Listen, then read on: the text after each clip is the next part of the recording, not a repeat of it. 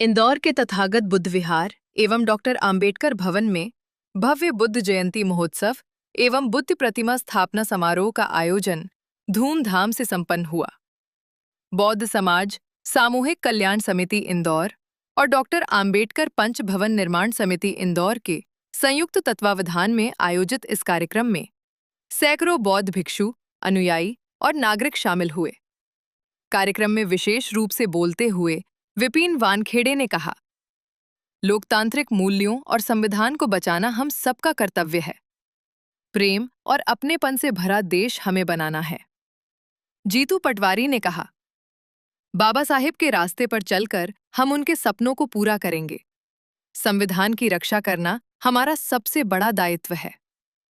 पूज्य भदंत ज्ञान ज्योति महास्थविर ने बौद्ध दर्शन पर प्रकाश डालते हुए कहा, भगवान बुद्ध ने चंचल मन को वश में करने की शिक्षा दी। कर्मकांड नहीं, काम की बात होनी चाहिए। बाबा साहेब का चिंतन महाकुशल चित्त का था। बुद्ध के सद्धम्म से ही विश्व को जोड़ा जा सकता है। इस भव्य कार्यक्रम के माध्यम से बौद्ध समाज ने समता, बंधुत्व और संविधान रक्षा का संदेश पूरे इंदौर शहर को दिया। मन ही प्रधान है, प्रमुख है। मन ही पहले उत्पन्न होता है। सबसे जड़ है ना मन। सभी उत्पत्ति मनो द्वारा हुई है, इसलिए मनोमय कहा गया है। मन कैसे उत्पन्न होता है, क्या आपको पता चला? अभी तक कोई भी मनोवैज्ञानिक मन की उत्पत्ति कैसे होती है ये जान नहीं पाया। बुद्ध धम्म संघ के 2400 गुणों का व्यक्तिकरण है, इसको बुद्ध कहा जाता है, बुद्ध कहा जाता है। इस देश में प्रतिक्रांति हुई। यह केवल और केवल मात्र डॉक्टर बाबा साहब अंबेडकर ही समझ पाए। 25 वर्षावास अकेली श्रावस्ती नगरी में भगवान ने किया। 25 वर्षावास, उसमें आपके जैसे सफेद कपड़े वाले नर नारी उपासक उपासिका हैं 1,49,000 अनागामी फल तक प्राप्त किए हुए थे। इसलिए धर्म बौद्ध नहीं होता, हिंदू नहीं होता, जैन नहीं होता, सिख नहीं होता, यहूदी नहीं होता, ईसाई नहीं होता, मुस्लिम नहीं होता, ब्राह्मण नहीं होता, ब्राह्मणेतर नहीं होता, आदिवासी नहीं होता। धर्म शुद्ध होता है। इसलिए टूटे हुए मनों को जोड़ने वाला केवल बोधि ज्ञान होता है। युद्ध से किसी मानवीय समाज का कोई भला नहीं हुआ। मनुष्य समाज को युद्ध की नहीं, बुद्ध की जरूरत है। बुद्ध के सद्धर्म से विश्व को जोड़ा जा सकता है और सबसे कठिन जिम्मेदारी हम पर और आप पर बाबा साहब दे करके चले। नमो तस्स भगवतो अरहतो सम्मा सम्बुद्धस्स वासुदेवा गुणगण गणाव्यवतासकालं वेदेवायन्तु देवा वर्गनगमयिमेरुराजेव सन्तु।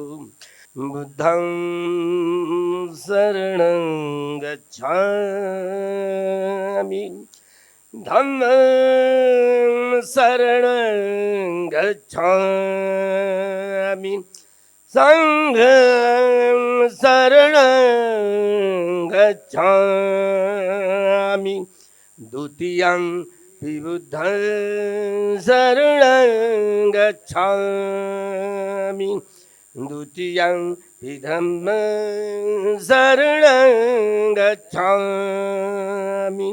सुव्याख्यातो भगवता धम्मो संदिठिको कालिको एवासिको विनायको पच्चत्तं वेदितव्योमियुषीति। सुपरिबन्धो भगवतो सावक संघो, उजुपरिबन्धो भगवतो सावक संघो, न्याय परिबन्धो भगवतो सावक संघो स्वामीजी परिपन्नो भगवतो सावक संघो। तथागत भगवान इस तथागत बुद्ध विहार में भगवान के रूप की, भगवान की मूर्ति की भिक्षु प्रतिष्ठापना हुई। ऐसे प्रथम, दूसरी और तीसरी बार मैं भिक्षु संघ द्वारा घोषित करता हूं कि भगवान की यह मूर्ति, भगवान का यह रूप इस तथागत बुद्ध विहार में इस मूर्ति की प्रतिष्ठापना हुई है। ऐसे दूसरी बार और तीसरी बार भिक्षु संघ द्वारा मैं घोषित करता हूं कि भगवान बुद्ध की यह मूर्ति, यह रूप तथागत बुद्ध विहार में प्रतिष्ठापित हुई है। ऐसे भिक्षु संघ द्वारा मैं तीसरी बार घोषणा करता हूँ। और बोलिए, ओकास वंदामि भन्ते द्वारतयेन मया कतं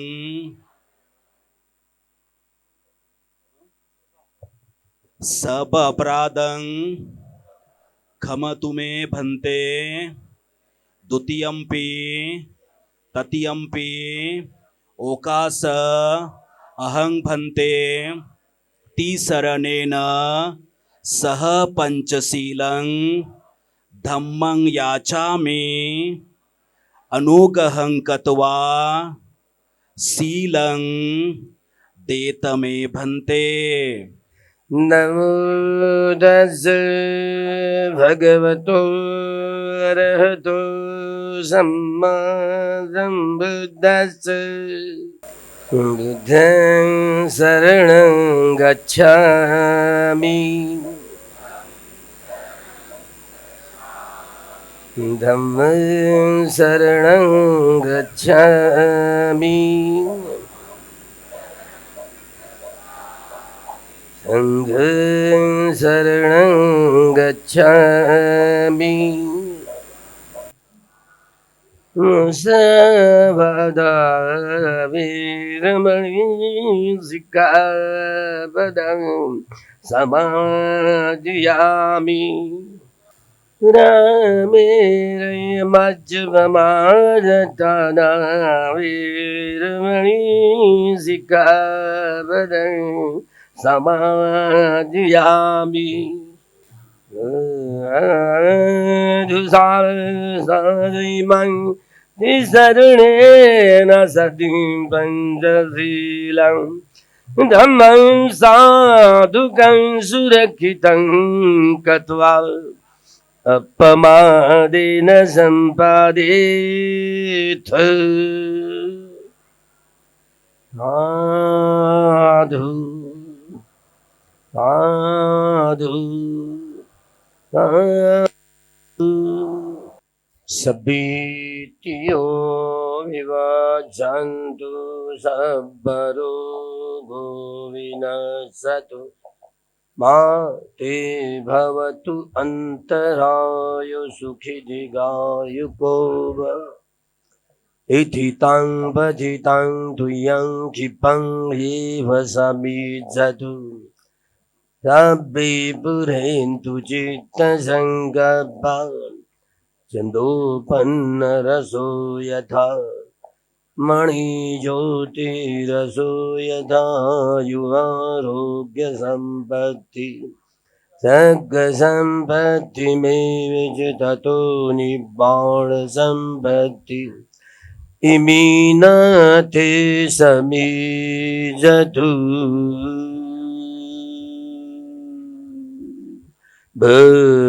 भवेतु सर्वमङ्गलं भवतु सर्वमङ्गलं भवतु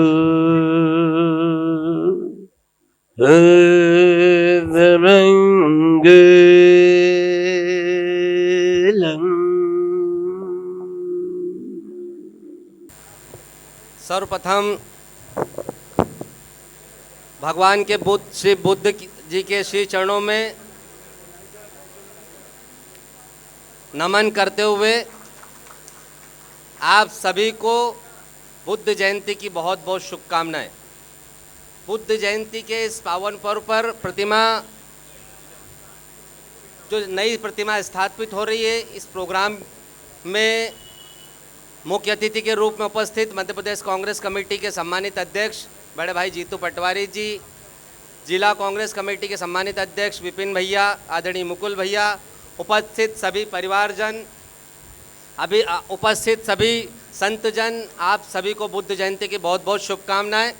और निश्चित रूप से आज हम सब का दायित्व है कि जो संविधान बाबा साहब ने हमको दिया, जो लोकतांत्रिक व्यवस्थाएं बाबा साहब ने हमको दी, वो संविधान आज खतरे में है, वो लोकतंत्र आज खतरे में है।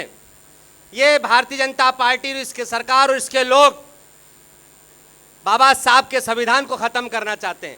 इस देश में लोकतांत्रिक मूल्यों को, लोकतांत्रिक व्यवस्थाओं को खत्म करना चाहते हैं। तो हम सबका संकल्प है आज इस बाबा साहब के पवित्र प्रांगण में कि आओ हम सब उठकर से एक साथ आगे बढ़ें और खत्म कर दें इन सांप्रदायिक ताकतों को, खत्म कर दें ऐसी ताकतें जो जात के नाम पे, समाज के नाम पे, धर्म के नाम पे एक दूसरे से भिड़ाती है, लड़ाती है। हम सब इस लोकतंत्र की स्थापना के लिए, इसकी मजबूती के लिए और ये चिरस्थायी बनी रहे, हमारा संविधान चिरस्थायी रहे, उसके लिए हम सबको मिलजुल कर बाबा साहब के श्री चरणों पे आगे चलकर, उनके उपदेशों को मानकर इस भारत को मजबूत और अखंड भारत बनाना है। इसी संकल्प के साथ अगर हम आगे बढ़ेंगे, निश्चित रूप से एक मजबूत और अखंड भारत का निर्माण होगा, प्रेम से, अपनेपन से भरे भारत का निर्माण होगा। आज के शुभ अवसर पर आपको बहुत बधाई, बहुत शुभकामनाएं। जय हिंद, जय भारत, जय कांग्रेस। बातें मेरे पास बहुत सारी हैं, लेकिन मैं सिर्फ आप लोगों को इतना कहना चाहता हूं कि मुझे अगर कांग्रेस पार्टी ने जिला अध्यक्ष बनाया है तो वो समाज की वजह से बनाया है, बाबा साहब भीमराव अंबेडकर जी की वजह से बनाया है। तो मैं आप सब लोगों का आभारी हूं और आप सबके चरणों में नमन करता हूं। और विशेष तौर पे ये दूरदृष्टि रखने वाले हमारे नेता जीतू पटवारी जी, जिनकी ये सोच थी कि कांग्रेस पार्टी का जो जिला अध्यक्ष हो वो बाबा साहब भीमराव अंबेडकर जी का अनुयायी हो।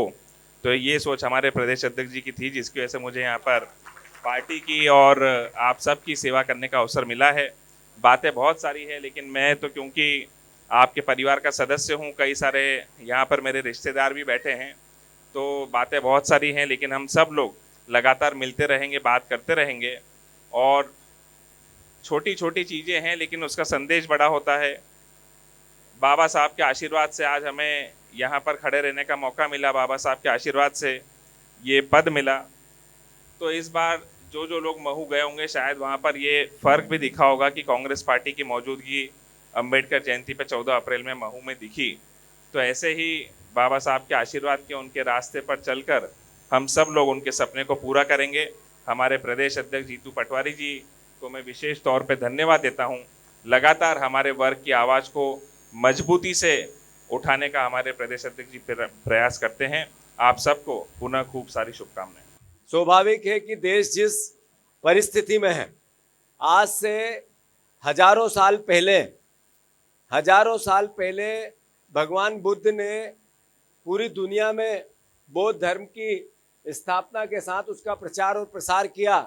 वो चाहे ईरान हो, इराक हो, चाइना हो, ये हमारे जहाँ पर सबसे ज़्यादा हमारे बुद्ध को मानने वाले या भगवान की आराधना करने वाले लोग मिलते हैं, वो देश तो अपनी जगह पर एशिया के कई देशों में उस दौर में 2000 साल पहले, जब घोड़े पे लोग चलते थे, हाथियों पे चलते थे, पैदल चलते थे, कोई संसाधन नहीं था, तब भगवान ने हमारे धर्म का प्रचार पूरी दुनिया में कैसे किया होगा, कितनी तपस्या की होगी, कितना समर्पण होगा, उस समय के हमारे परिवारजनों में अपने आप में ये समझने और सोचने का विषय है।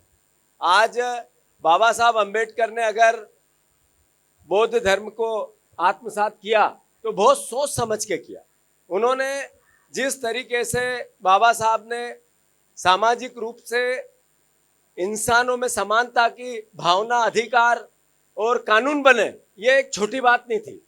ये इतनी महत्वपूर्ण बात थी कि जिस तरह की व्यवस्थाएं जब देश की आज़ादी के पहले थी, देश की आज़ादी के साथ थी, देश की आज़ादी के बाद भी थी और आज भी है, उस बात को महसूस करो, एहसास करो उसको थोड़ा आत्मसात करो, चिंतन करो कि किन परिस्थितियों में बाबा साहब ने संविधान का निर्माण किया और एक मंत्र देश को दिया, दुनिया को दिया, समानता का अधिकार, राजनीतिक समानता, आर्थिक समानता और सामाजिक समानता। आज उस संविधान की रक्षा क्या हम जो बाबा साहब ने उस समय उस दौर में आज से 80 साल 70 साल 75 साल पहले जिसकी स्थापना की, उस संविधान की रक्षा करने के लिए अपना आज हम संविधान दे रहे हैं क्या? आज उसके लिए हम अपना दायित्व निभा रहे हैं क्या? हम हमारे बच्चों को वो शिक्षा दे पा रहे हैं कि हमें संविधान की रक्षा करनी है? ये सवाल आज जितनी हमारी माताएं बहनें हैं वो अपने आप से पूछे। आप लोग जब यहाँ बैठे हैं इतने परिवार के लोग, तो हमारे समाज के लोग जो संविधान की सबसे बड़ी ताकत उनके हाथ में है, क्या वो इस संविधान की रक्षा के लिए अपना काम कर रहे हैं क्या? वो पहचान पा रहे हैं उन लोगों को जो संविधान को एक तरह से धत्ता बताते हैं या संविधान को समाप्त करना चाहते हैं या संविधान को चुनौती देना चाहते हैं? क्या आप लोगों में से ईमानदारी से, हम स्कूल जाते हैं इसके लिए कि हमारा स्कूल भेजते हैं अपने बच्चे को इसलिए कि मेरे बच्चे पढ़े लिखें, समझदार बने, दुनिया को देखें और हमारे समाज, माता पिता और परिवार के लिए कुछ करें, इसके लिए हम शिक्षा देते हैं, अपना भविष्य अच्छा करें, देश के लिए कुछ करें, इसी के लिए हम शिक्षा देते हैं। तो हमारे पढ़े लिखे बच्चों को जब हम कट्टरता और नफरत सिखाते हैं, तो भगवान बुद्ध ने जो हमें शिक्षा दी, क्या उसको हम आत्मसात करते हैं? जब हमारे बच्चे झंडा हाथ में लेते हैं और किसी से नफरत करने की बात करते हैं, तो भगवान ने 2000 साल 3000 साल पहले जो संदेश दिया, क्या हम उसकी शिक्षा हमारे बच्चों को देते हैं क्या? नहीं देते हैं। तो मैं आप सबसे आग्रह करना चाहता हूं बहुत विनम्रता से, देश संकट में, संविधान संकट में, हर मंच से, हर जगह से, शादी हो ब्याह हो, आपस में हम मिलें, कोई मीटिंग करें, आपस में बातें करें, तो ये विचार जरूर करें कि क्या बिना संविधान का देश रह सकता है क्या? या संविधान को छोटा करके देश रह सकता है क्या? आज प्राइवेटाइजेशन हो रहा है, सब जगह सरकारी जितने भी उपक्रम थे वो बेचे जा रहे हैं। तो जब बेचे जा रहे हैं तो जो प्राइवेट सेक्टर में आरक्षण नहीं है, आरक्षण दिया क्यों गया था? आरक्षण इसलिए थोड़ी दिया था कि दान में है, वो किसी को किसी पे उपकार करना है, किसी को किसी प्रकार का सपोर्ट करना, इसके लिए नहीं था आरक्षण। आरक्षण इसके लिए था समाज में इक्विलिटी आए, अवसर समानता का सबको मिले, पढ़ने का मिले, लिखने का मिले, नौकरी में मिले, कि व्यापार व्यवसाय में मिले। तो अगर जब संविधान और आरक्षण पे खतरा होगा तो क्या वो मूल सिद्धांत है आरक्षण में समानता का, उसकी हम रक्षा कर पाएंगे क्या? जरा विचार करो इस बात का। आज हम हैं, विधि का विधान है, कल नहीं रहेंगे, एक दिन ऐसा आएगा सबको दुनिया छोड़नी पड़ेगी। पर हम जब दुनिया छोड़ें तो आने वाले जो हमारे बच्चे हैं, जो भविष्य है, क्या उसके लिए संविधान एक रक्षक के रूप में, एक पालक के रूप में उसकी रक्षा करता है? क्या उसके लिए हम कुछ कर रहे हैं क्या? जब नफरत, कट्टरता, अलग अलग प्रकार की अलग अलग वेदनाएं हमारे बच्चों के दिमाग में भरी जाती है, तो उसका असर कल समाज पे क्या होगा, ये एहसास हम कर रहे हैं क्या? ये एक अधिकार एक वोट का, बहन को भी एक वोट का, पुरुष को भी एक वोट का बाबा साहब देके गए। दुनिया का पहला देश बना हमारा जिसमें बहनों को भी उसी हिसाब से अधिकार मिला अपनी सरकार और सत्ता बनाने का, संविधान की रक्षा का, जिसमें पुरुष को मिला। ये छोटी बात नहीं थी उस दौर में, बहुत बड़ी बात थी। जैसा कि तथागत बुद्ध की मूल शिक्षा है, अत्यदीप भव, स्वयं प्रकाशित हो, किसी के कहने से या सदियों से चली आ रही है या कोई बात परंपरागत है, इसके लिए हम सबको नहीं मानना है। जब तक तर्क की कसौटी पर वो बात खरी नहीं होती, तब तक आप अपने विवेक से उस बात को सत्य नहीं जान लेते, तब तक किसी की कोई भी बात नहीं माननी है। ये तथागत बुद्ध की शिक्षा है। तो भैया मैं बताना चाह रहा हूं कि आप सब लोग मानते हैं कि बाबा साहब बोलते हैं कि हमें संसद में जाना है, पर मेरा मानना है कि संसद में जाने के पहले इस उंगली का मतलब है कि इस उंगली को किसी के सामने गिरवी नहीं रखना है। वोट डालते समय चाय इसी पे लगती है, तो इस बात को ध्यान में रखना है कि उंगली गिरवी ना रखे। गिरवी नहीं रखेंगे तभी हम संसद में जाएंगे, अपनी बात कहेंगे, अपने समाज की बात कहेंगे। आदरणीय जीतू भैया ने अपने अमूल्य समय में से समय दिया। मैं मध्य प्रदेश भारतीय बौद्ध महासभा की ओर से, इंदौर बौद्ध समाज की ओर से और डॉक्टर अंबेडकर पंचभवन निर्माण समिति की ओर से आपका आभार व्यक्त करता हूं। हमारे जाबाज अध्यक्ष चिंटू चौकसी जी का आभार व्यक्त करता हूं। मेरे भाई विपिन वानखेड़े जी का आभार व्यक्त करता हूं। आपने अपना अमूल्य समय हमें दिया। अब मैं बंते जी से निवेदन करूंगा कि वे परित्राण का जो आगे की गतिविधि है उसे आगे बढ़ाए। बंते शाह के पुत्र सागर जी आगे का सूत्र संचालन अपने हाथ में लें। बंते जी अपने उपदेशों के माध्यम से हम सबको बताएंगे। आप सबसे आग्रह है कि एक अच्छे श्रोता बनकर, एक अच्छे उपासक बनकर बंते जी के धम्म प्रवचनों को सुनिए।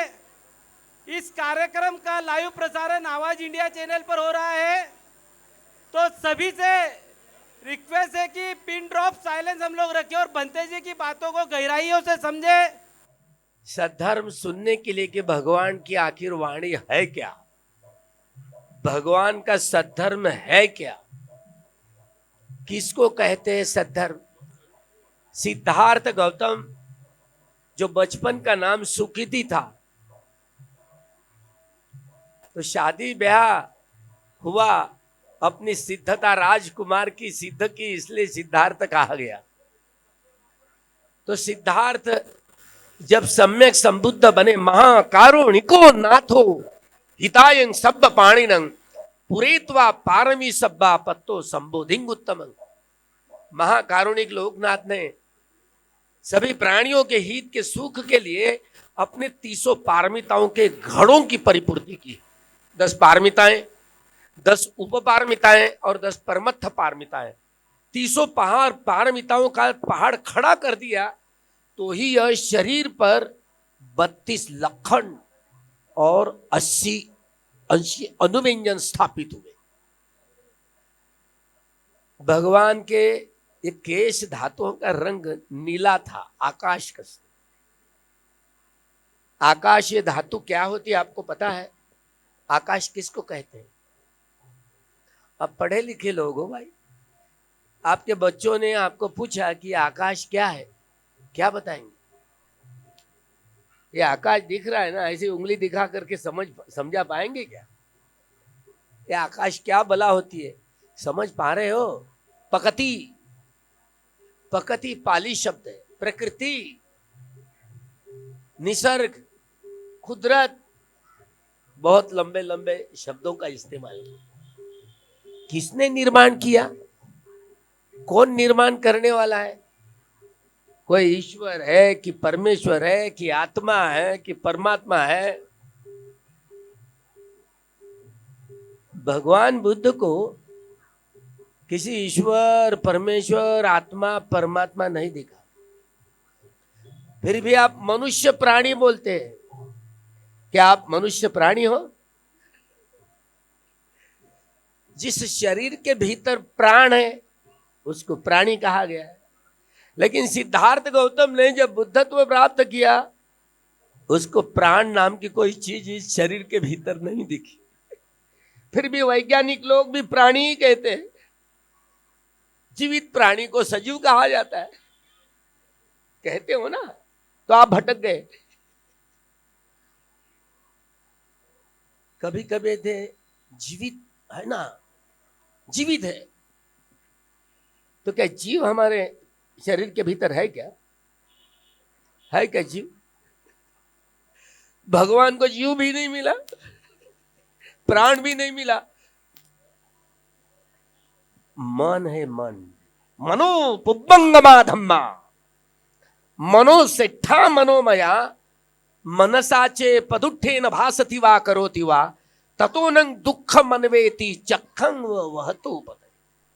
मनो पुब्बंगमा धम्मा मनो सेठा मनोमया मनसाचे पसन्नेन भासति वा करोति वा ततो नंग सुख मनवेति छाया व अनपायिनी।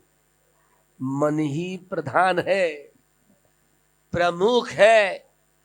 मन ही पहले उत्पन्न होता है। सबसे जड़ है ना मन। सभी उत्पत्ति मनो द्वारा हुई है, इसलिए मनोमय कहा गया है। मन कैसे उत्पन्न होता है, क्या आपको पता चला? अभी तक कोई भी मनोवैज्ञानिक मन की उत्पत्ति कैसे होती है ये जान नहीं पाया। और भगवान बुद्ध ने इस चंचल चपल मन को कैसे पकड़ना है। भला सैराट है मन, दसों दिशाओं में भटकते रहता है। सबके पास मन है ना, दिखता है क्या? कार्ल मार्क्स ने बड़ी गलती की है। मनुष्य जाति को भौतिक प्राणी समझते हुए गलती की है। हाँ, दिख रहा है इसलिए भौतिक जगत बोलते हैं, सजीव निर्जीव कहते हैं, लेकिन एक भौतिक इस शरीर में मन है ना, ये आंखों से दिखता थोड़ी है। मन को देखा जाता है क्या? इसलिए अभौतिक कहा गया है, अदृश्य है ना। मन दिखता नहीं, फिर भी मन का अस्तित्व है। अच्छा, भला आपको पता चला क्या कि मन की उत्पत्ति कैसे होती है? अब आप क्या जाने, बड़े बड़े मनोवैज्ञानिक अभी तक मन का संशोधन संपूर्ण रूप से कर नहीं पाए। छिछले से अलग अलग मनोवैज्ञानिकों ने मन की व्याख्या करने की कोशिश की है। भगवान बुद्ध ने मन की व्याख्या कैसी की, क्या आपको पता है? पता है क्या? है भगिनी, देखो अभी वो धागे में रहने दो वहीं पर। अभी उस भीड़ भाड़ में आपका मन भटक रहा है। भगवान बुद्ध ने किसी उपासक उपासिकाओं को धागा बांधा, ये कोई मुझे 84,000 धम्म स्कंद पढ़ा हूं मैं, तो इसमें किसी स्कंद में ये नहीं है। मैं सबूत मांगता हूं, सबूत मांगता हूं, सबूत ठोस। तो इसीलिए बात काम की हो, कर्मकांड की ना हो। कर्मकांड में लोग सभी भूलभाल गए, भगवान की मूल शिक्षा को भूल जाने के बाद कर्मकांड छा गया है। इसलिए भगवान का सद्धर्म कोई अंधभक्ति, अंधश्रद्धा, कर्मकांड एवं काल्पनिकताओं को कोई भी स्थान भगवान ने अपने सद्धर्म में नहीं दिया। सिद्धार्थ गौतम ने जब सम्यक संबुद्धत्व प्राप्त किया, बोधि प्राप्त की, कैसे की? सब्बे संखारा अनिच्चाति, सब्बे संखारा दुखाति, सब्बे धम्मा अनत्ताति, यदा पඤ्ඤाय पश्यति अथो निबिंदति दुखे एष मग्गो विसुद्धिया। यह बोधि ज्ञान का अनुसंधान स्वयं प्रयत्नों से किया। वे स्वयं गुरु है, उनके कोई गुरु नहीं हुआ करते। ये स्वयं प्रयत्नों के आधार पर बोधि ज्ञान का अनुसंधान करते, और ये बोधि ज्ञान को धारण करते हुए आर्य सच्चान दर्शनं, आर्य सत्य का साक्षात्कार करते और अंतिम सत्य तक पहुंच पाते हैं। इसलिए सद्धम्म कहा गया है। सिद्धार्थ गौतम ने बुद्धत्व प्राप्त किया, उन्होंने कोई बौद्ध धम्म की स्थापना नहीं की। मैं एक तरफ, सारी दुनिया एक तरफ ना, मैं हराऊंगा। हाँ, मुझे वो कॉन्फिडेंस है, क्योंकि मैंने जो त्रिपिटक पढ़ा, पिछले साल ही म्यांमार में जाकर के आया, उसमें 21,000 धम्म स्कंद शुद्ध पिटक की है, 21,000 धम्म स्कंद विनय पिटक के हैं, और 42,000 धम्म स्कंद अभिधम्म पिटक के, कुल मिलकर के 84,000। एक एक प्रवचन एक एक धम्म स्कंद पर हुआ है। भगवान की वाणी द्वारा 82,000 धम्म स्कंद प्रकट हुए।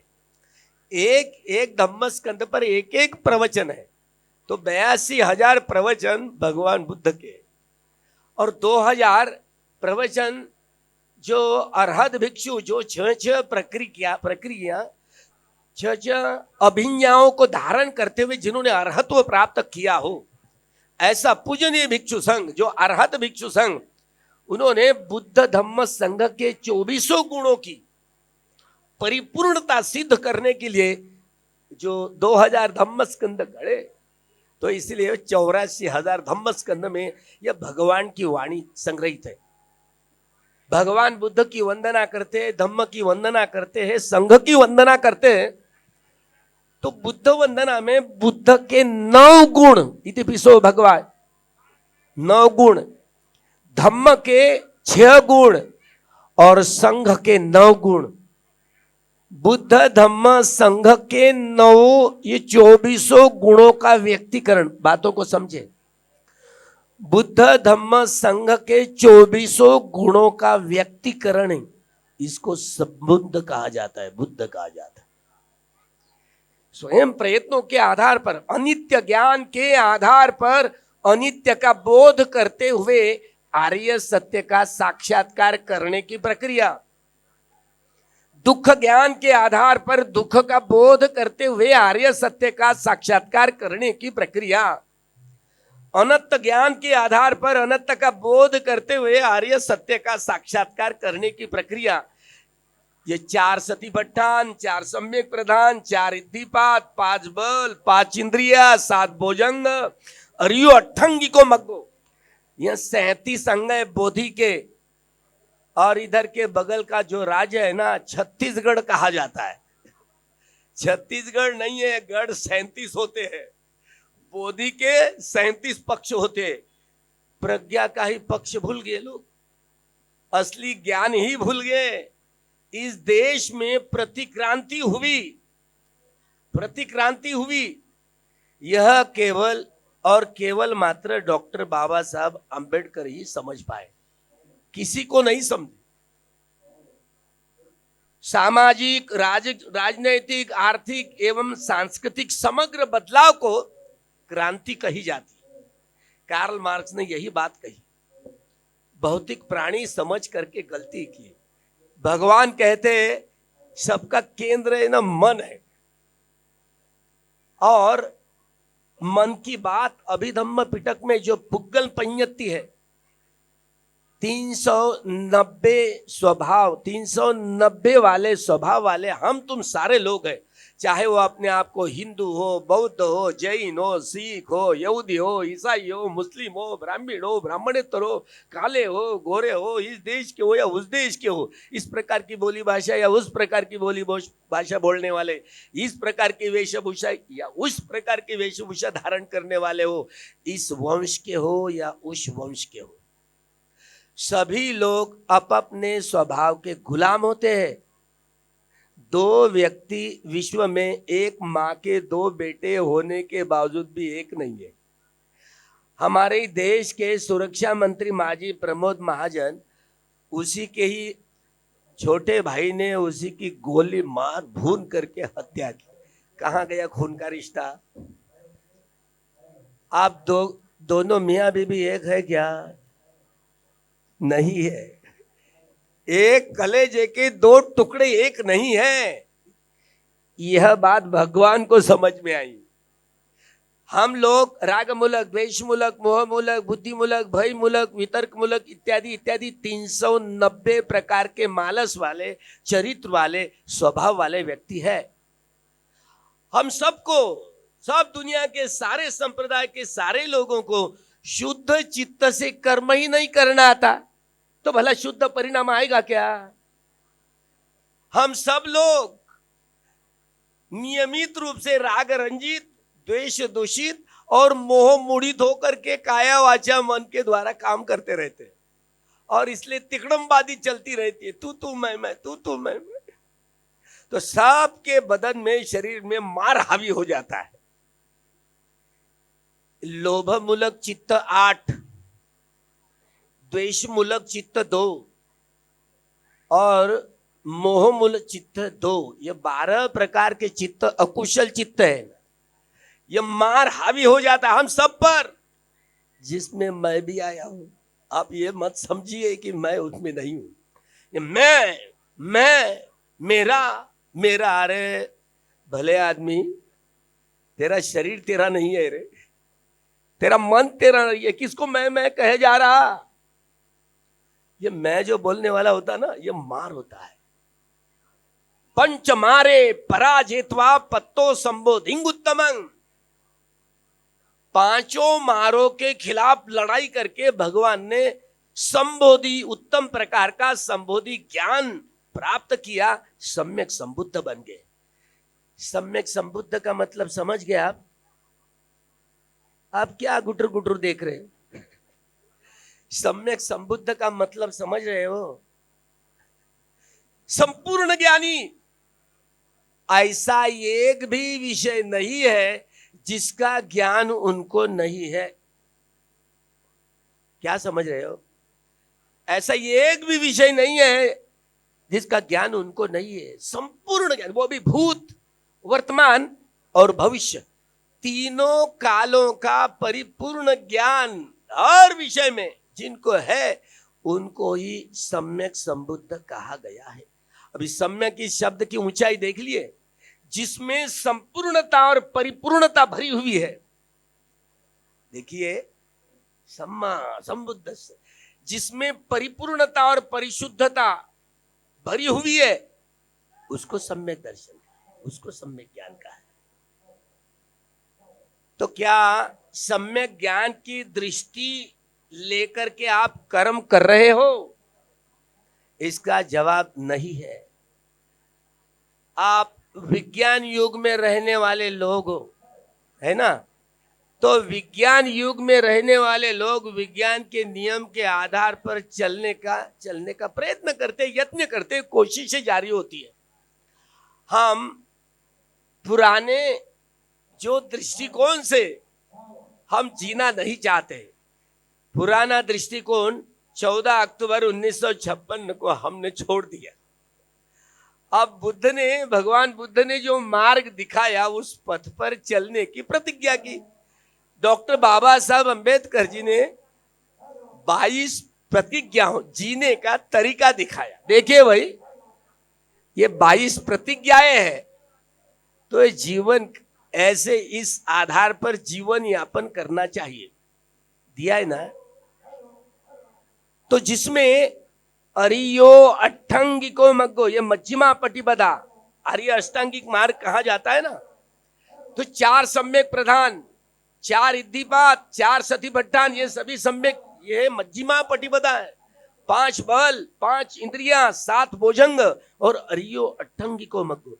क्रमशः कोई 4 सतिपट्ठान का अभ्यास करके आर्य सत्य का साक्षात्कार करता है, कोई 4 सम्यक प्रधान का अभ्यास करते हुए साक्षात्कार करता है आर्य सत्य का, कोई 4 इद्धिपादों का अभ्यास करते हुए आर्य सत्य का दर्शन करता है, साक्षात्कार करता है, कोई 5 बल या बोधि ज्ञान क्रमशः धारण करते हुए आर्य सत्य का साक्षात्कार करता है, कोई 5 इंद्रियों के या बोधि ज्ञान को धारण करते हुए आर्य सत्य का साक्षात्कार करता है, कोई 7 भोजंग इस बोधि ज्ञान को धारण करने के लिए आर्य सत्य का साक्षात्कार करते हुए, कोई अरियो अष्टांगिको मग्गो, जो धम्मचक्र प्रवर्तन सूत्र में बात कही गई है। आप लोग अभी भी इस देश के झंडे को तिरंगा ही कहते हैं। इस देश के नरेंद्र मोदी जी भी हो या कोई अन्य विपक्ष वाले भी हो, तिरंगा ही कहते हैं। चौथा रंग भूल जाते हैं। 4 नोबेल ट्रूथ, आर्य सत्य 4 होते, 3 नहीं, लेकिन तिरंगा ही बोलते हैं। अरे 4 रंग वाला है भाई। जो धम्म चक्र है ना तिरंगे पर, 15 अगस्त 1947 को ये तुम्हारी भारत माता, ये धम्म चक्र लेकर के बाबा साहब ने, देश के बाप, देश के पिताजी है भाई। देश 142 करोड़ लोग इस देश का, इस धम्म ध्वज के धम्म चक्र पर सलाम करते, नमन करते, वंदन करते। इस देश के नागरिक लोग, इस देश की जनता। किसको? न्याय पड़ी बन्नो भगवतो सावक संगो। ये धम्म चक्र को क्या बोलते? सत्य है ना, सत्य, सत्य मार्ग है नहीं, सत्य दर्शन। ये इसमें 2400 आ रहे हैं ना, इसमें पठान की आर्य है। भगवान जहां जहां जाया करते थे, जहां जहां जाया करते थे, यो धम्मं जानाति सो पठिच्च समुत्पादं जानाति, यो पठिच्च समुत्पादं जानाति सो धम्मं जानाति। अरे पठिच्च समुत्पाद को जिसने जान लिया, धर्म को जान लिया। पठिच्च समुत्पाद ही धम्म है। भगवान की मूर्ति की प्रतिष्ठापना करते हुए मैंने यही गाथा बोली, यही गाथा, यही भगवान जहां जहां जाया करते थे, यही उपदेश।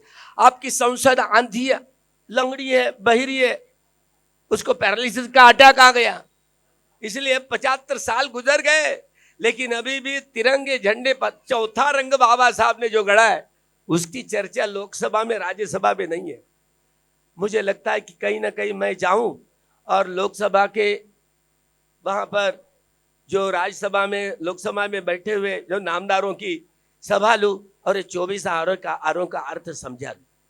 लेकिन अभी तक बहुत लंगड़े गूंगे हो गया। अभी तो 75वीं जो वर्षगांठ मनाई गई है ना, 75वीं, और ये हमारे मणिपुर की माता भगिनियों की नंगा करके मनुस्मृति के कानून के द्वारा कैसे विडंबना है। सोचे कि हमको पता नहीं है, अभी तक के संसद में वो चर्चा नहीं है। राष्ट्रपति भवन में जाइए, राष्ट्रपति भवन पर धम्मचक्र प्रवर्तनाय लिखा है। बाबा साहब ने क्यों लिखा है? आखिर क्या बात थी? धम्मचक्र प्रवर्तन क्यों लिखा है? बहुत धम्मचक्र प्रवर्तन है, उसमें भगवान बुद्ध की मूर्ति क्यों रखी गई? क्यों रखी गई? किसने विरोध किया था? क्या किसी ने भी नहीं। अच्छा, बाबा साहब ने जब लोकसभा हो राज्यसभा हो, जो प्रेसिडेंट राज्यसभा का लोकसभा का कुर्सी पर बैठ जाता है, उस कुर्सी के पीछे भी धम्मचक्र प्रवर्तन क्यों लिखा है? आखिर संसद में बाबा साहब ने यह धम्मचक्र प्रवर्तन क्यों लिखा है? क्या मतलब था? क्या मतलब था? 4 सिंहों की जो राज मुद्रा होती है ना, चरत भिक्खवे जारिकं बहुजन हिताय बहुजन सुखाय लोकानुकंपानि, 6 प्रकार की अभिज्ञा प्राप्त करने वाले भिक्षु चरत, ये उपदेश 6 प्रकार की अभिज्ञाएं प्राप्त करने वाले भिक्षुओं को उपदेश दिया था। अरे घरे नत्थु घरों को नहीं, एक अकेला भिक्षु जाया करता था। इस बोधि ज्ञान को धारण करते हुए आर्य सत्य का साक्षात्कार कैसे करें? एक एक व्यक्ति को, जो जो व्यक्ति उनके सामने आ जाते थे, उनके मानस को टटे, यह व्यक्ति इस स्वभाव वाला है, इसको कौन सा कम्मठान देना चाहिए? चित्त को शांत करने के लिए 400 प्रकार के समर्थ भावना के कम्मठान है, विपश्यना भावनाओं के कम्मठान है, जो उस स्वभाव विशेष को देख करके कम्मठान प्रदान करके कम्मठान का अभ्यास करवा लेते थे। और आर्य सत्य का साक्षात्कार करते हुए न जाने 25 वर्षावास अकेली श्रावस्ती नगरी में भगवान ने किया। 25 वर्षावास, उसमें आपके जैसे सफेद कपड़े वाले नर नारी उपासक उपासिका है 1,49,000 1,49,000 अनागामी फल तक प्राप्त किए हुए थे। देखे ज्ञान। और आज बाबा साहब के धर्मांतरण के बाद, धम्म क्रांति के बाद, हम भी कोरे कंगाल है और आप लोग भी कोरे कंगाल है। सब गए गुजरे, क्या करें? क्योंकि सद्धर्म को धारण करते हुए ये श्रोतापन्न सकदागामी अनागामी अर्हत्व प्राप्त करने की प्रक्रिया, ये ज्ञान की प्रक्रिया, ज्ञान धारण करने की प्रक्रिया, इदं नो पुण्यं बोधि ज्ञानं पटिलाभाय संवत्ततु, भगवान की रूप की मूर्ति की स्थापना विहार में इसीलिए कर दी है कि भगवान ने जो बोधि ज्ञान का अनुसंधान किया था, वह बोधि ज्ञान धारण करते हुए यह आर्य सत्य का साक्षात्कार किया जाता है। और श्रोतापन्न सकदागामी अनागामी अर्हत्व प्राप्त निब्बाणं परमं सुखम। इसलिए त्रिपिटक में बार बार सद्धम्म यह शब्द आता है। इसलिए धर्म बौद्ध नहीं होता, हिंदू नहीं होता, जैन नहीं होता, सिख नहीं होता, यहूदी नहीं होता, ईसाई नहीं होता, मुस्लिम नहीं होता, ब्राह्मण नहीं होता, ब्राह्मणेतर नहीं होता, आदिवासी नहीं होता। धर्म शुद्ध होता है, परिशुद्ध होता है, विशुद्ध होता है, वह सत्य होता है। आर्य सत्य का साक्षात्कार करते हुए ये लोकीय सत्य से लोकोत्तर सत्य तक पहुंचा देती है प्रज्ञा के आधार पर। ये अनित्य, इसलिए अनित्य ज्ञान के आधार पर अनित्य का बोध करते हुए आर्य सत्य का साक्षात्कार करने की प्रक्रिया, दुख ज्ञान के आधार पर दुख का बोध करते हुए आर्य सत्य का साक्षात्कार करने की प्रक्रिया, अनंत ज्ञान के आधार पर अनंत का बोध करते हुए आर्य सत्य का साक्षात्कार करने की प्रक्रिया, यह बोधि ज्ञान को धारण करते हुए ये जब स्थापित होती है, इसके लिए 10 पारमिताओं के घड़ों की परिपूर्ति होनी जरूरी है। दानं दत्वा, अभिधर्म की बात, दानं दत्वा शीलं समाधीत्वा उपोषतकं मंगत्वा तं अस्सादेति अभिनंदन्ति। रागो उपज्जति, दोषो उपज्जति, मोहो उपज्जति, माना उपज्जति, दिट्ठी उपज्जति, विचिकित्सा उपज्जति, उदच्चंग उपज्जति। दो मन, अभी तो कुछ समझ में नहीं आएगा, अब मैं तो वामन के जैसे बड़बड़ा जा रहा। देखिए, जब कोई व्यक्ति एक ऐसे जो अरहत भिक्षु भगवान के सामने जिस स्वभाव वाला व्यक्ति आ गया, तो आपको पता चला आप किस स्वभाव वाले व्यक्ति हो। अच्छा, बाबा साहब किस स्वभाव वाले व्यक्ति थे, पता चल गया किस स्वभाव वाले व्यक्ति थे। अभ्यास हो आप लोग, क्या बाबा साहब किस स्वभाव वाले व्यक्ति थे, पता चल गया। अब मूल लोगों, अब क्या बोलूं। इसलिए बाबा साहब ने जो मानस साइकोलॉजी में उनका प्रबंध है वो पढ़िए जरा।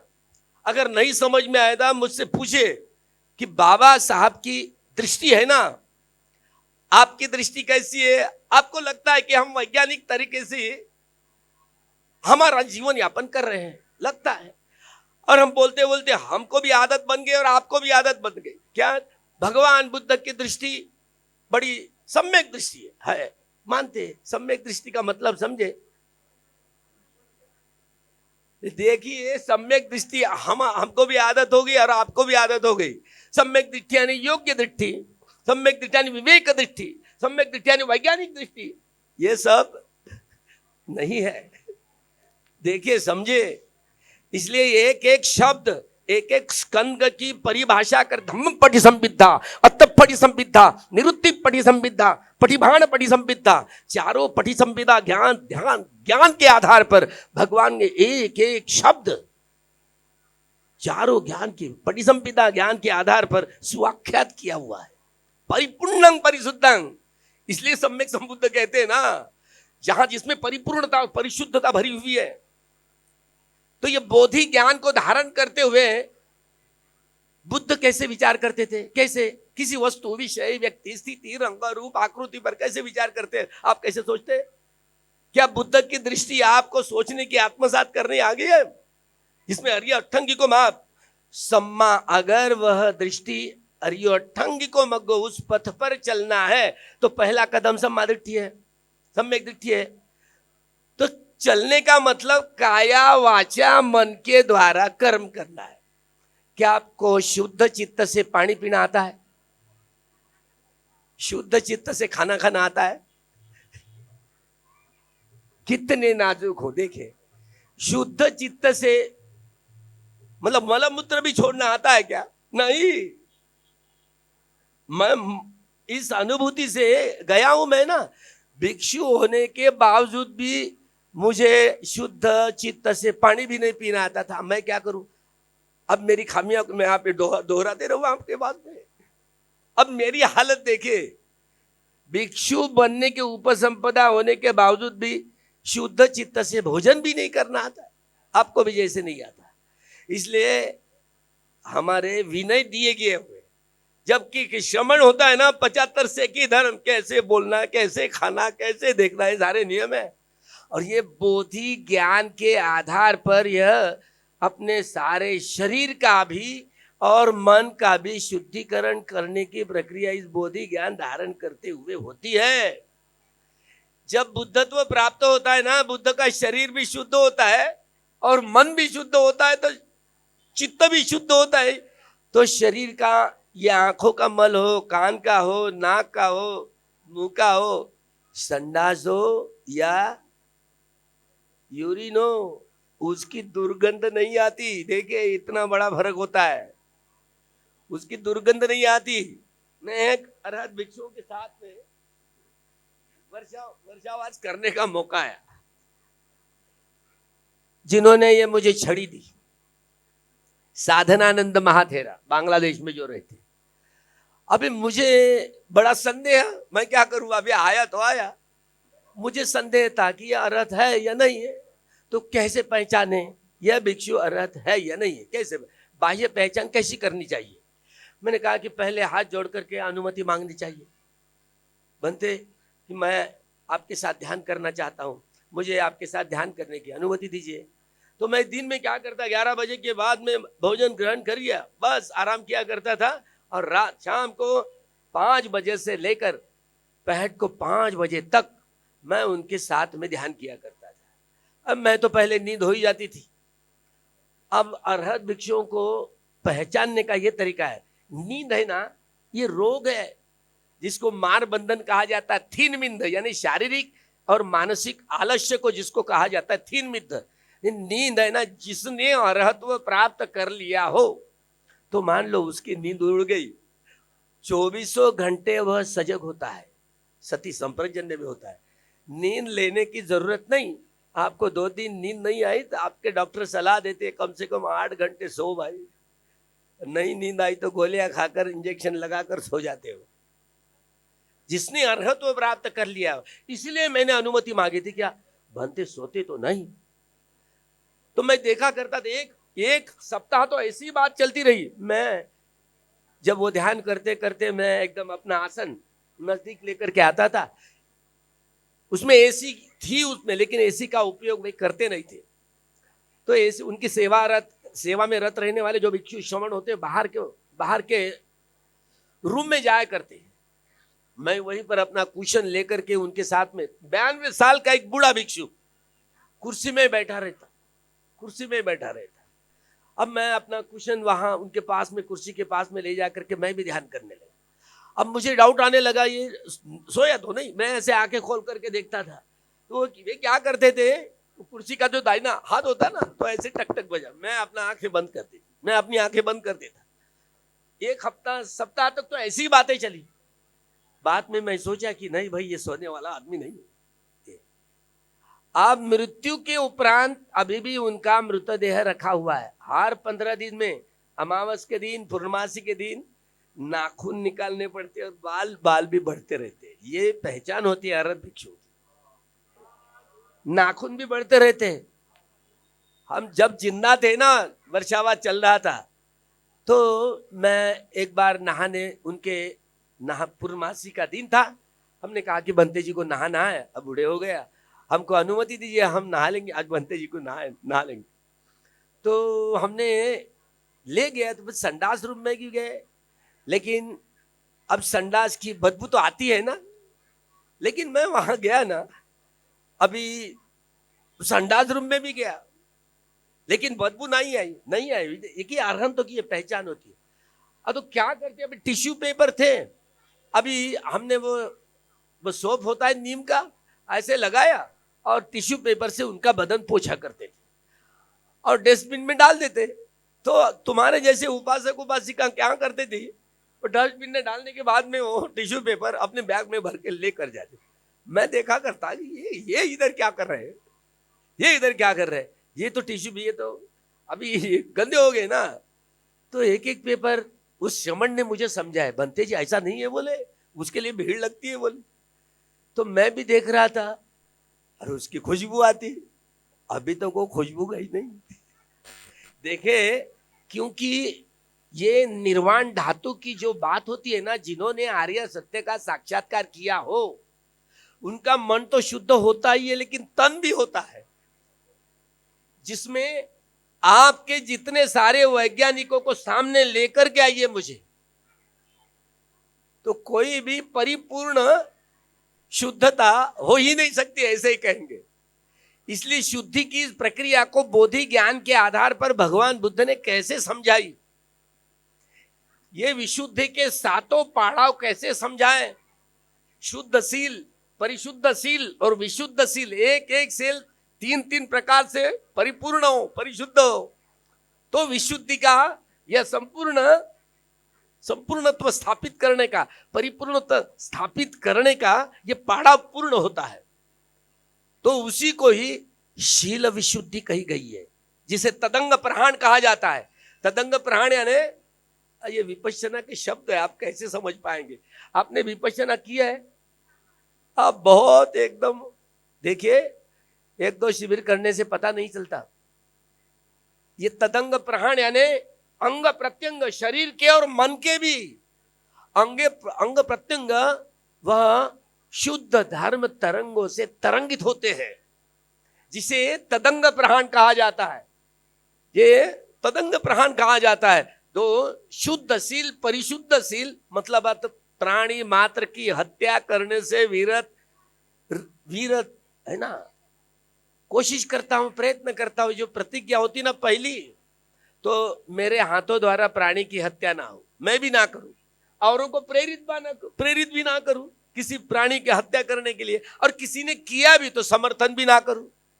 तो 3 प्रकार से एक एक सील का पालन करना आ गया। ये कौन कर सकता है? जिन्होंने आर्य सत्य का साक्षात्कार किया हो। तो वही त्रिविध परिशुद्धि जैसे पूर्ण होती तो विशुद्धशील कहा जाता है। क्षणिक समाधि से उपचार समाधि और उपचार समाधि से जो अर्पणा समाधि तक जिनकी पहुंच हुई उसको विखंबन प्रहाण कहा जाता है। एक बार खंबा एकदम पक्का बड़ा मजबूत हो गया, विखंबन प्रहाण कहा गया है। अब ये भटकता नहीं उनका मन। और इसीलिए जो प्रज्ञा के तीनों अनित्य लक्षण, दुख लक्षण, अनंत लक्षण है, वो तीनों प्रक्रिया समुच्छेद प्रहाण कहा गया है। इसको तीनों लक्षणों में रमन करना है, तीनों लक्षणों में। तो ये शील समाधि और प्रज्ञा के तीनों लक्षणों में जैसे बलवत्ती आ गई अभ्यास में, तो ही चाहे वह गृही हो या गृह त्यागी हो, सद्धर्म को धारण करते हुए आर्य सत्य का साक्षात्कार करते हुए जो पहला कदम उठाना है ना, तो इसलिए चारों पटी संविदा ज्ञान के आधार पर सम्मा दृष्टि की परिभाषा भगवान बुद्ध ने ऐसी की, दुखे याणंग दुखे याणंग दुख समुदय याणंग दुख निरोधे याणंग दुख निरोध गामिनी पटिपदा याणंती इति उच्यते इति भिक्खवे सम्मा दृष्टि। दुख समुदय दुख निरोध गामिनी पटिपदा, यह चारों सत्य का ज्ञान आत्मसात करते करते काया वाचा मन के द्वारा कर्म करना, इसी को सम्मा दृष्टि कही जाती है। ये परिपूर्णता है। मतलब है कथमाच भिक्खवे अनित्यं ज्ञानं, अनित्य बोध का आधार कैसे करना है? वेदनाओं के उदय में जानते जानते कर्म करें। आपने शिविर किया, आपने किया नहीं है, ओके। वेदनाओं के आधार पर भगवान की ये दार्शनिक दृष्टि है अनुसंधान की। जिस ये मनुष्य हो या मनुष्यतर प्राणी हो, ये काम तृष्णा, भव तृष्णा, विभव तृष्णा का निर्माण करते करते अपने दुख चक्रों, अपने भव चक्र को हमने स्वयं निर्माण किया है। बाह्य शक्ति इसके लिए कोई जिम्मेदार नहीं है। हमने स्वयं ने प्रतिक्रिया करते हुए राग, द्वेष, मोह, अहंकार, दुर्भावना, ये काम तृष्णाएं, भव तृष्णाएं, विभव तृष्णाओं का इतना सारा जंजाल हमने ही बना करके इस दुख चक्र के हम लोग पड़ गए। इसके लिए बाह्य शक्ति कोई जिम्मेदार नहीं है। कोई ईश्वर, कोई परमेश्वर, कोई आत्मा, कोई परमात्मा, कोई जिम्मेदार नहीं है। ये सारी मानसिक कल्पनाएं हैं, केवल तथ्यता नहीं है। इसलिए भगवान ने अपनी दृष्टि को शुरू से लेकर अंत तक सत्य का आधार लिया, तथता का आधार लिया है। इसलिए स्वयं को वे तथागत कहे जाते थे, तथा के सहारे चलने वाले तथागत। इसमें एक भी रंच मात्र खामियां नहीं, इसलिए परिपूर्णता है। सत्य का मतलब वही है, जो व्यक्ति आर्य सत्य का जिसने साक्षात्कार किया है, तो वह श्रोतापन्न सकदागामी अनागामी आर्य तो प्राप्त किया है ना। यह आर्य पुद्गल कहे गए, अपने भीतर की अविद्या दूर की, मनुष्य बदल गया। इसीलिए कार्ल मार्क्स ने केवल सामाजिक, आर्थिक, राजनीतिक एवं सांस्कृतिक आमूलाग्र बदलाव के लिए क्रांति कहा ना, बाबा साहब उसके आगे बढ़ गए। बाबा साहब ने कहा बुद्ध धम्म यही क्रांति है। केवल बुद्ध की बोधि ज्ञान को धारण करते हुए मनुष्य, एक मनुष्य दूसरे मनुष्य के साथ में मनुष्यता का व्यवहार करेगा। आप लोग नहीं कर सकते ना। जिन्होंने आर्य सत्य का साक्षात्कार किया हो, वह नियमित रूप से वीत रागी, वीत द्वेषी, वीत मई हो करके काया वाचा मन से काम करेगा। हम लोग नहीं करते ना। जिन्होंने आर्य सत्य का, चाहे वो गृही हो या गृह त्यागी हो, जिन्होंने आर्य सत्य का साक्षात्कार किया हो, वह मनुष्य कहलाए। अब बातों को समझाइए। इसलिए बुद्ध धम्म यह क्रांति, ब्राह्मणवाद प्रतिक्रांति। देखिए 1 जनवरी 27 को बाबा साहब पहले भीमा कोरेगांव के विजय स्तंभ पर गए। शमन संस्कृति और ब्राह्मण संस्कृति के बीच की दरार बाबा साहब को समझ में आई। बाबा साहब का इसलिए वह प्रेरणा स्थान बना। 1 जनवरी 1818 में जो लड़ाई लड़ी गई, वह लड़ाई केवल बाबा साहब को समझी। विश्व का या इस देश का कोई भी इतिहासकार समझ नहीं पाया। यह गले के मटके और कमर का झाड़ू हटाने के लिए यह युद्ध लड़ा गया था। स्वाभिमान की लड़ाई, यह इतिहास केवल और केवल बाबा साहब को ही समझ में आया। ये महाकुशल चित्त है बाबा साहब का। उतनी प्रतिकूल स्थिति में 32 डिग्रियां कमाना और सिंबल ऑफ नॉलेज बनना इतनी सीधी सरल बात नहीं। इसलिए गुरु चंद्रमणि जी कह रहे थे, मेरे से भी कितने महान है बाबा साहब। बोधिसत्व कहे जाते हैं। बोधिसत्व यानी समझ गए? बोधिसत्व यानी समझ गए? बोधिसत्व स्वयं प्रयत्नों के आधार पर बोधि ज्ञान का अनुसंधान करे, बुद्धत्व प्राप्त करने का संकल्प करने वाले व्यक्ति को, यानी भावी बुद्ध। क्या भावी बुद्ध बनने वाले बाबा साहब? भावी बुद्ध बनने वाले? बुद्ध बनेंगे क्या? नहीं बन, बहुत काम नहीं करता, बुद्धि काम नहीं करती आपकी। उसको बोधिसत्व बोलना बंद कर देंगे क्या? कल से बोलेंगे? हिम्मत नहीं कर सकते तो बोधिसत्व बंद। बोधिसत्व यानी भावी बुद्ध। मैंने यही बात उन भंते जी से कही। मैं भी मानता था ना, मानना और जानने में जमीन आसमान का फर्क होता है। हम बोधिसत्व मानते जानते नहीं है। मैंने इस भंते जी को पूछा, भंते जी क्या बाबा साहब बोधिसत्व थे? क्या बाबा साहब ने मृत्यु के उपरांत उन्होंने जन्म लिया और वो तावंतिसा तुषिता देवता लोक में जन्म दिया और उनका नाम सुदर्शन है, ये हम सुनते हैं, क्या बात सही है? 15 मिनट के बाद उन्होंने बोला कि बात सही है।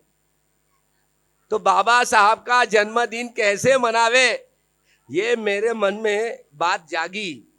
क्योंकि 84,000 धम्मस्कंद में भगवान बुद्ध ने बोधिसत्व का एक खंड है, पढ़ के देखे आप लोग।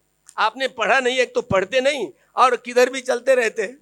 जय भीम बोलो और किधर भी चलो, ऐसे चलते रहता है, तो ये बात उचित नहीं है। तो हमारी वाणी भी है ना, वह बुद्ध की वाणी मेरी नहीं है। मैं जो खंड में जैसा बुद्ध ने बताया है, मेरे मन की मैं नई बात बताता हूं, जैसे नरेंद्र मोदी वाली बात है। इसलिए टूटे हुए मनों को जोड़ने वाला केवल बोधि ज्ञान होता है। युद्ध से किसी मानवीय समाज का कोई भला नहीं हुआ। मनुष्य को, मनुष्य समाज को युद्ध की नहीं, बुद्ध की जरूरत है। बुद्ध के सद्धर्म से विश्व को जोड़ा जा सकता है। और सबसे कठिन जिम्मेदारी हम पर और आप पर बाबा साहब दे करके चले गए। विश्व को अभी तो लहर बाबा साहब की चलने वाली है। देखिए, सुनामियां चलने वाली पूरे विश्व में बुद्धिज्म की। और आप सबको, हमको और आपको बहुत सबल बनना है। हर सवाल का, हर स्कंद के हर सवाल का जवाब दे करके रहना है। बुजदिलों के समान नहीं। हम हमारी सत्ता लाना चाहते हैं। कौन सी?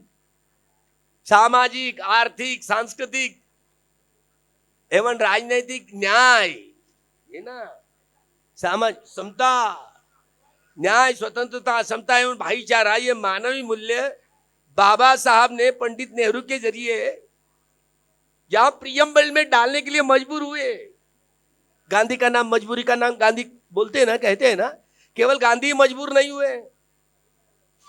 हुए, सारे विश्व को, विश्व के सारे राजनीतिक को बाबा साहब ने मजबूर कर दिया।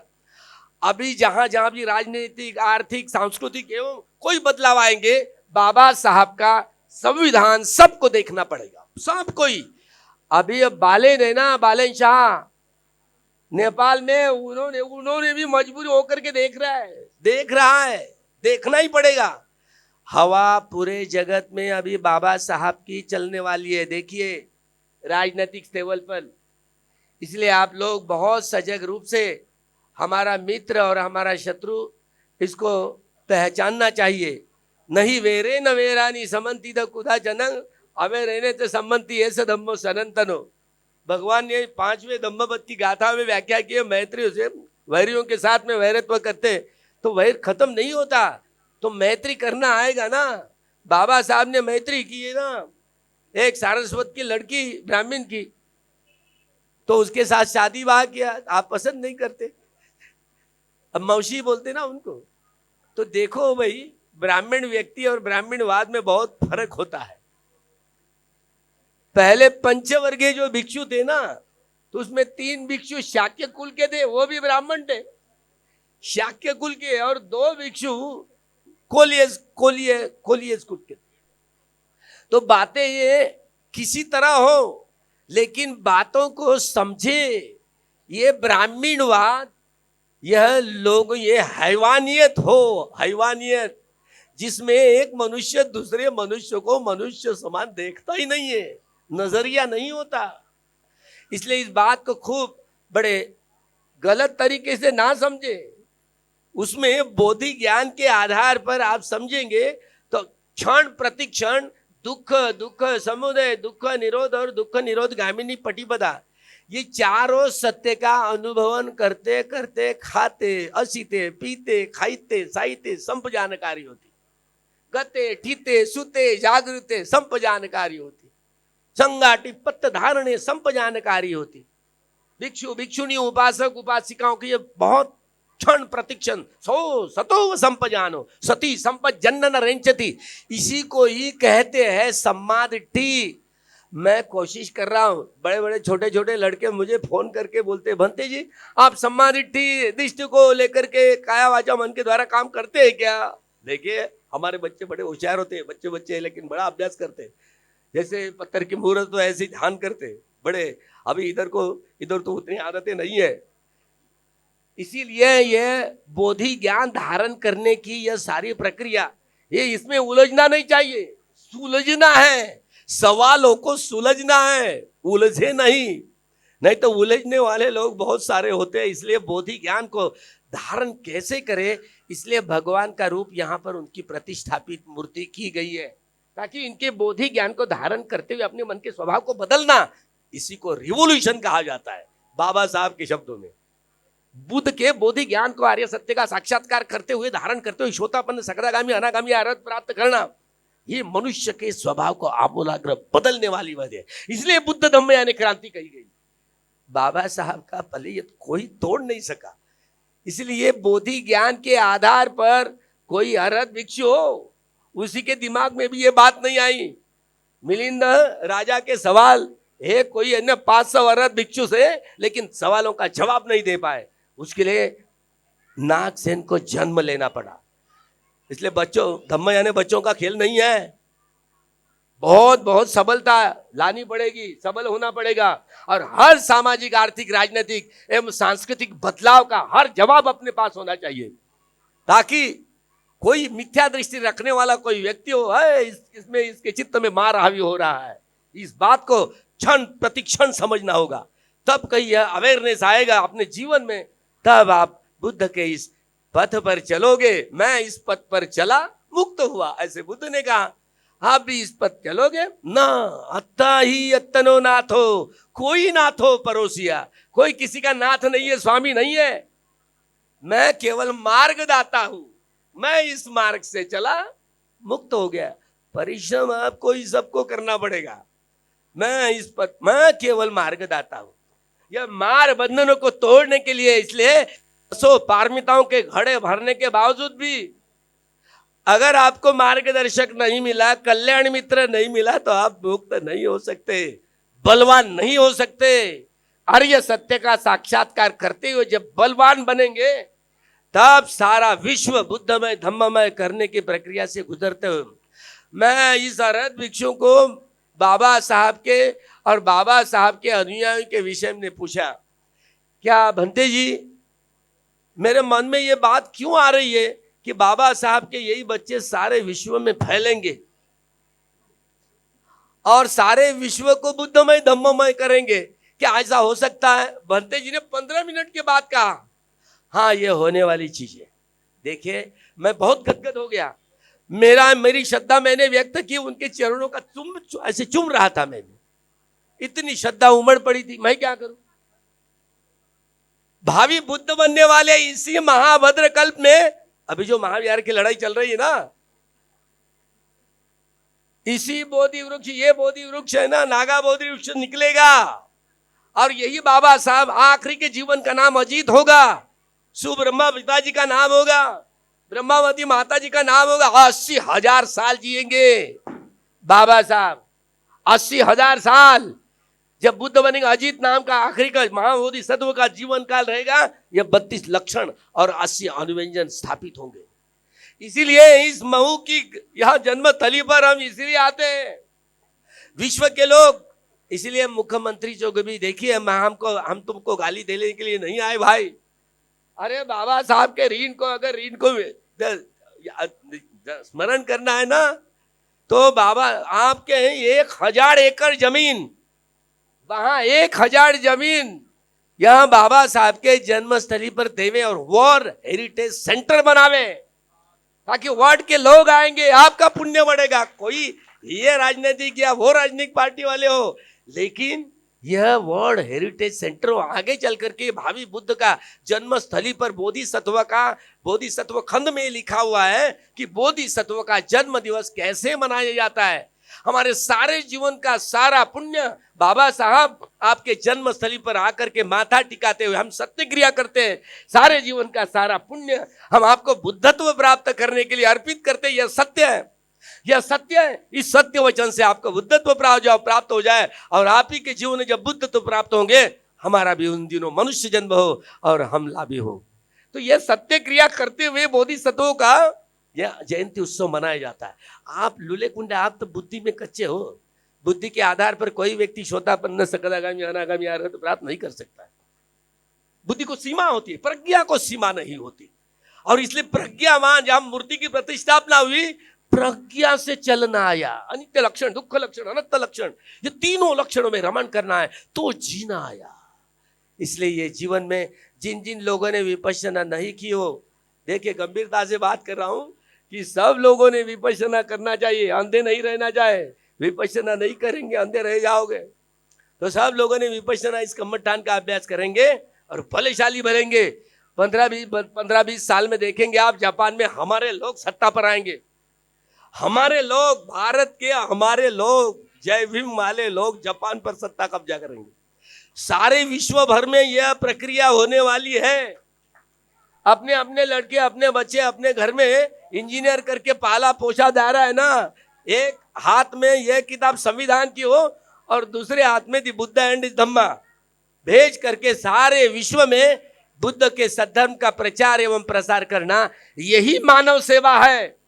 यह सेवा करने के लिए यह यहाँ पर जो मूर्ति दान करने वालों ने, ये जो परिवार है, इनका भी धन्य हो। और भिक्षु संघ द्वारा हमारे साक्य पुत्र जी, जो सागर जी, उन्होंने बहुत सहकार्य दिया है, भिक्षु संघ ने सहकार्य दिया।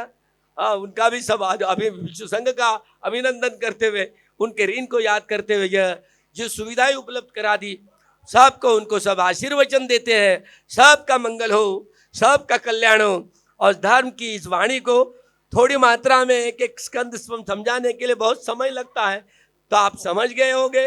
लेकिन आप जब विपश्यना कम्मठान का अभ्यास करें, महीने के पूर्णमासियों, अमावस्या, अष्टमियों, 8 शिलों का पालन करें, दानादि कर्म करें, संघ को बुला करके बार संगदान करें, ताकि अपने 10 घड़ों की पारमिताओं की यह परिपूर्ति करें। तब कहीं आप अपने अपने पुत्र पुत्रियों को दान देने की जब गोड़ करेंगे ना बात, तब कहीं आपके 10 पारमिताओं की ये घड़ों की परिपूर्ति होगी।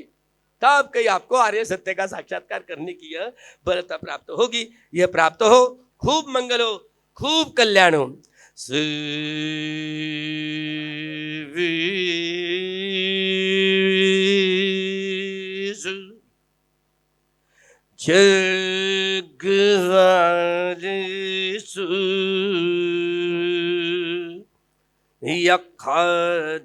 यक्षदेवाच ब्रह्मणो यंहिकतंपुयं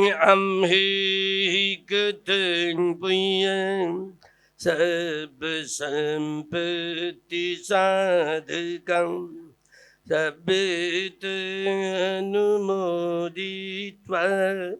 समगासनिरतं पमादरहितवन्तु अर्घ्यं सुविशेषतु पुण्यभागं समङ्गदामकारितम् अनुमोदन्तु ते सबे मेदिनी ततु सखी के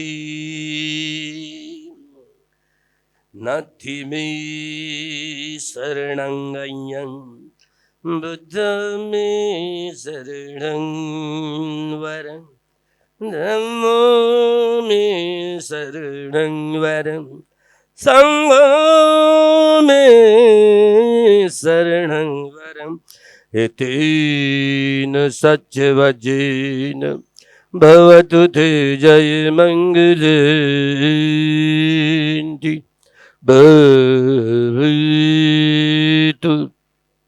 सबे मंगलम् भवतु सबे मंगलम् भवतु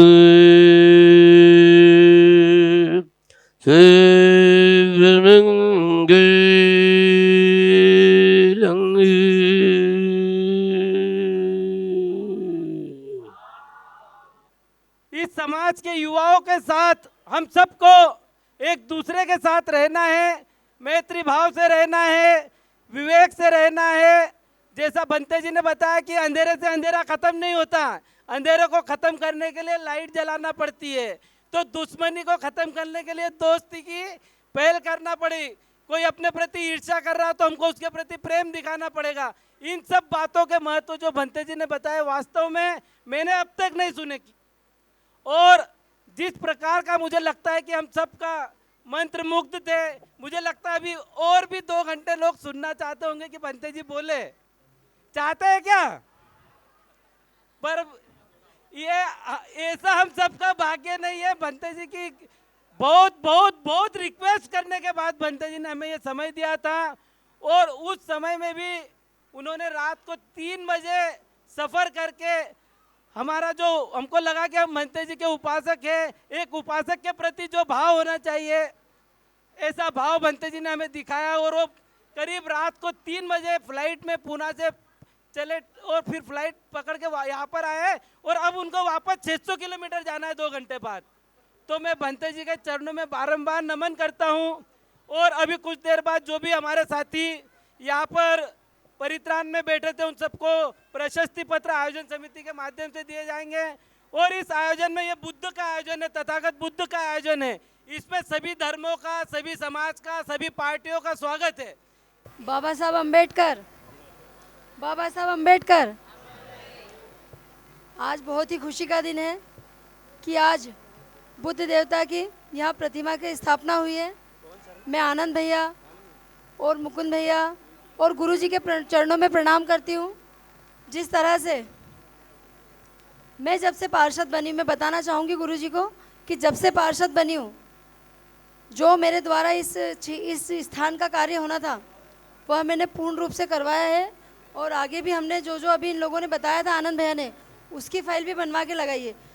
तो भारतीय जनता पार्टी और इस वार्ड में रहने वाले और सभी आप लोग मेरे परिवार के लोग, तो यह पूरा आश्वासन है कि माननीय कैलाश जी विजयवर्गीय भाई साहब हो, चाहे सांसद जी हो, चाहे मध्य प्रदेश के मुख्यमंत्री डॉक्टर मोहन यादव जी हो, चाहे देश के मोदी जी हमारे प्रधानमंत्री, सभी एक साथ और एक परिवार हैं और सभी एक साथ मिलकर ही रहते हैं। एक बार और बाबा साहब अम्बेडकर अमर रहे, अमर रहे। भगवान बुद्ध की, भगवान बुद्ध की।